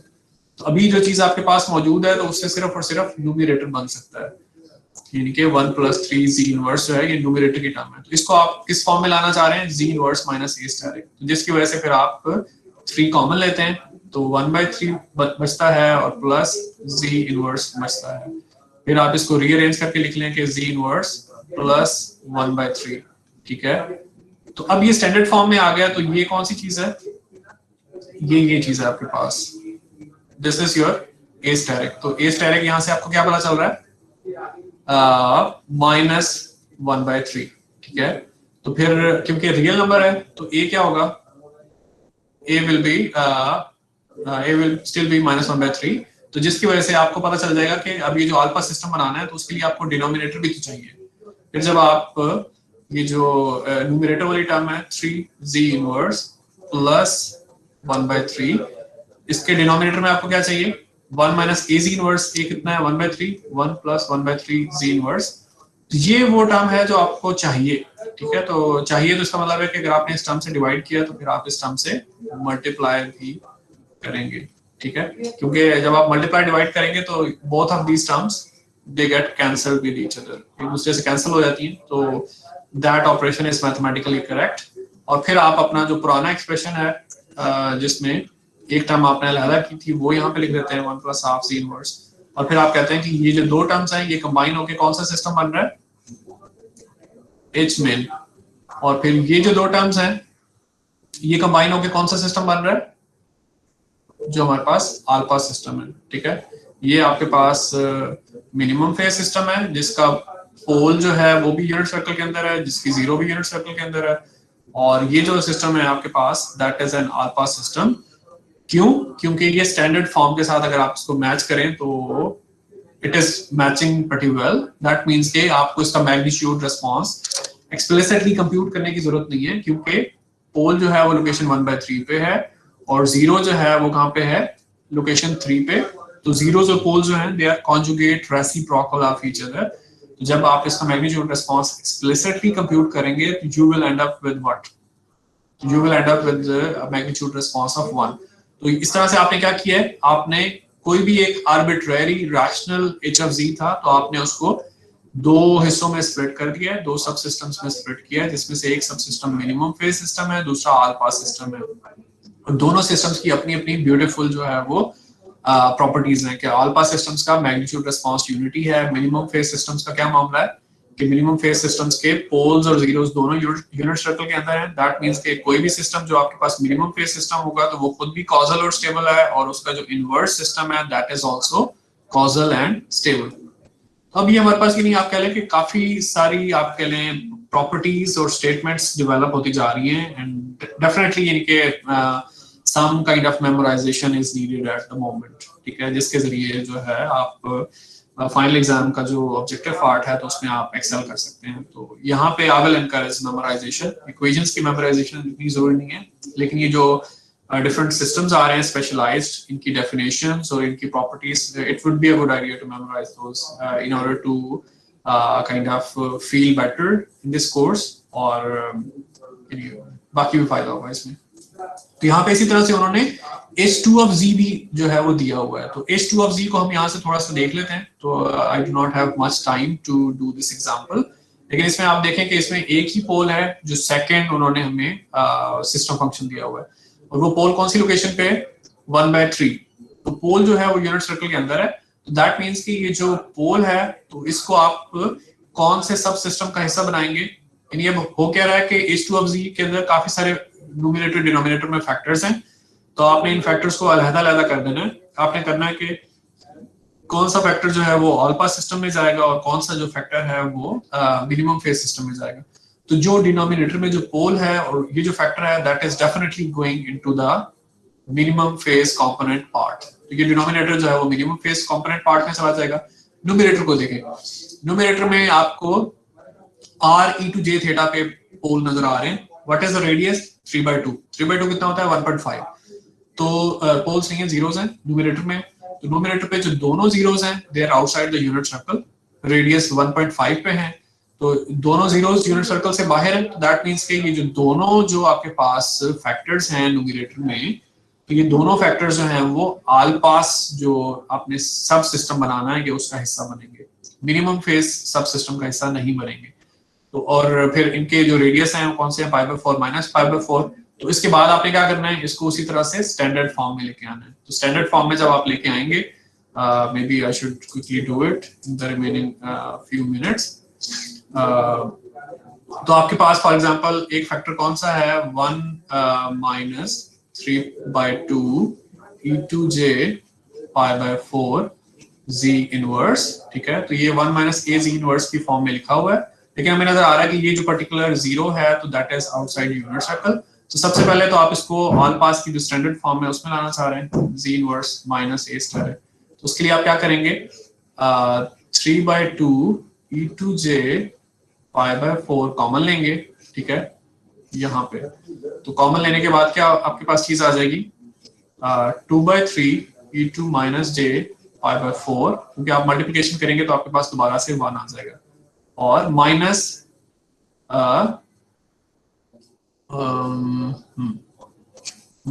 z इनवर्स, ठीक है। और फिर आप इसमें नेगेटिव जो है उसको बाहर निकालें, आप pull out the negative sign, ठीक है। तो जिसकी वजह से क्या होगा, z inverse -2/3 e2 - j π/4।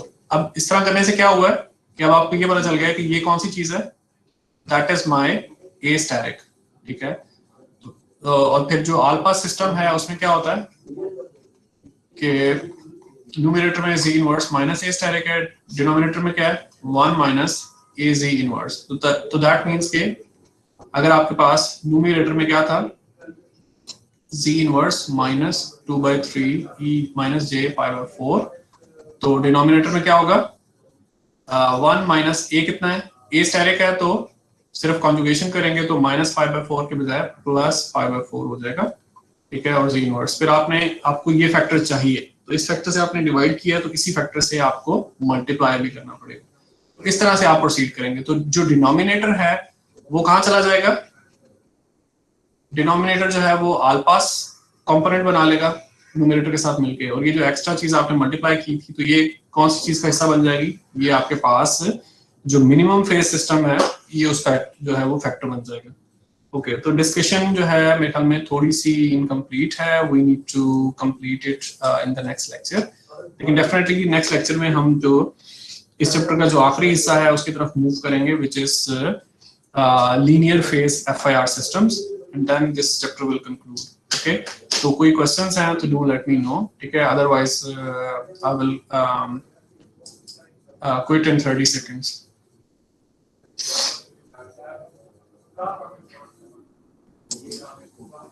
Any questions?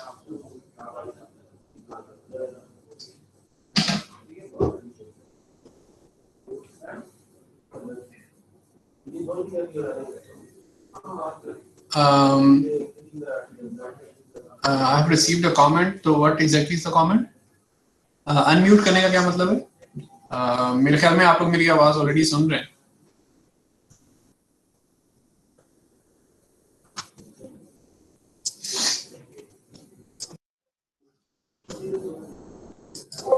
तो इससे पहले जो अभी हम बात करते रहे, तो did you listen to me, और या ये कि आप मुझे आखिर में बता रहे हैं कि आपको मेरी आवाज नहीं आ रही थी?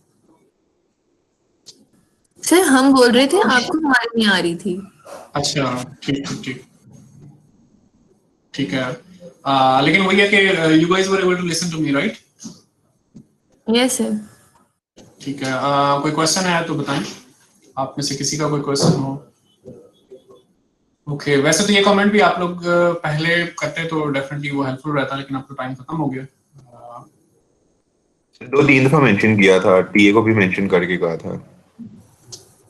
Okay, I am not sure, let me see. Okay, लग रहा है कि हमारे पास कमेंट्स आते रहे। यस आई थिंक जब मैं लेक्चर दे रहा होता हूँ तो मेरा फोकस जो है वो डेफिनेटली कॉन्सेप्ट पे होता है, तो हाँ मैंने जो जितने भी कमेंट्स हैं वो सब मिस किए हैं। ओके, तो may be I will try to become more careful next time. ठीक है, अगली दफा इंशाल्लाह definitely will do better arrangements. कोई क्वेश्चन है तो बताएं, अदरवाइज ठीक है फिर हम ये लेक्चर जो है वो कंक्लूड करते हैं।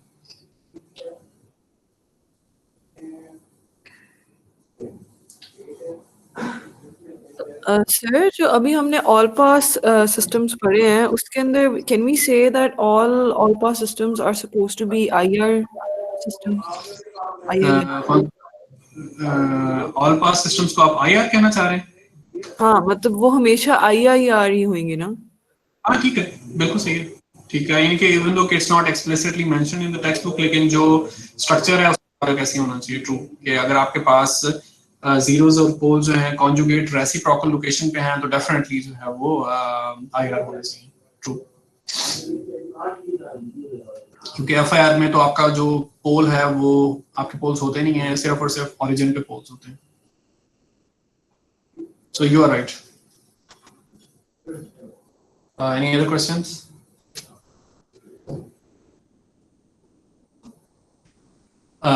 Okay, if there are not any further questions, तो फिर हम लोग दोबारा थर्सडे को मिलेंगे इंशाल्लाह। और जो चीजें हमने आज के लेक्चर में और पिछले थर्सडे को पढ़ी हैं तो वही चीजें आप लोग कल जो है वो लैब में you will do activities related to that. Okay, अल्लाह हाफिज़।